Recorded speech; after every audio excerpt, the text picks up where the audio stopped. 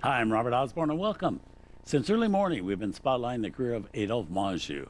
Menjou's career began in the silent screen era, and he had major successes in films such as The Sheik with Rudolph Valentino, and also A Woman of Paris, directed by Charlie Chaplin, both of which we showed earlier today. He was also one of the lucky ones who not only made the transition from silent movies to sound movies, but continued his career for many decades after that, first in leading roles and later in supporting parts.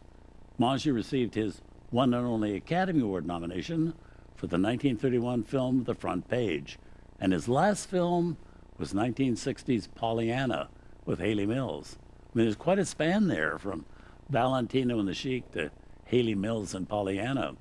Well, up next we have Adolphe Menjou in a comedy from RKO in 1941, when he was still occasionally playing a leading role. The movie is called Father Takes a Wife. It co-stars Menjou with Gloria Swanson, the two playing middle-aged newlyweds on their honeymoon on a cruise that is far from smooth sailing.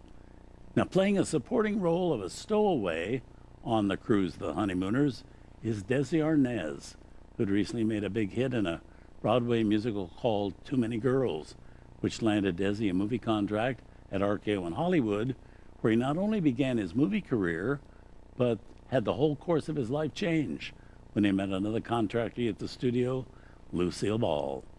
Now, at this point, Gloria Swanson hadn't made a film in 7 years, and her screen career was pretty much dead in the water.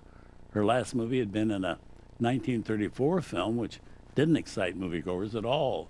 They were much more interested in newer faces of 1934, such as Jean Harlow, Carole Lombard, and Bette Davis. Well, since Gloria, though, had been one of the true giants of the silent movie era, some thought she might still be warmly welcomed back by moviegoers if they could see her as she was in real life, very up-to-date, vivacious, and still glamorous. The studio bosses at RKO had particular faith in Gloria, cast her in this next movie, and promised to make a big fuss about her return to the screen. RKO publicizing our movie by saying, "There's glamour on the screen again because Gloria Swanson's back."